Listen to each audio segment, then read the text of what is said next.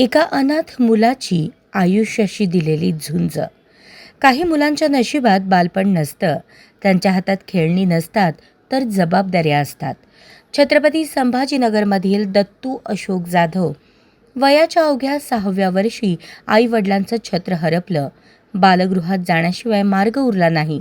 नियतीने त्याच्याकडून सगळंच हिरावून घेतलं, पण त्याची जिद्द मात्र हरू शकली नाही. दिवसा बालगृहात झाडू मारणे, बागकाम करणे आणि रात्री खानावळीत काम करून स्वतःच्या शिक्षणाचा खर्च भागवणारा हा मुलगा कोणतीही खाजगी शिकवणी न लावता 12वी कला शाखेत तब्बल 92.17% गुण मिळवतो. हे फक्त मार्क्स नाहीत, ही एका अनाथ मुलाची आयुष्याशी दिलेली झुंज आहे. ही त्या प्रत्येक अश्रूची किंमत आहे जी त्याने एकट्याने पुसली. ही त्या प्रत्येक रात्रीची गोष्ट आहे जिथे थकवा होता पण हार नव्हती. आज अनेकांच्या सगळ्या सुविधा असूनही स्वप्न अर्धवट राहतात. त्यांनी दत्तूचा आदर्श डोळ्यासमोर ठेवावा. दत्तूचं IAS अधिकारी होण्याचं स्वप्न आहे.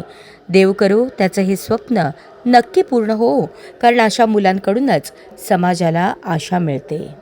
अशाच नवनवीन अपडेटसाठी जनता राज्य न्यूज चॅनलला सबस्क्राईब करा, लाईक करा आणि शेअर करायला विसरू नका.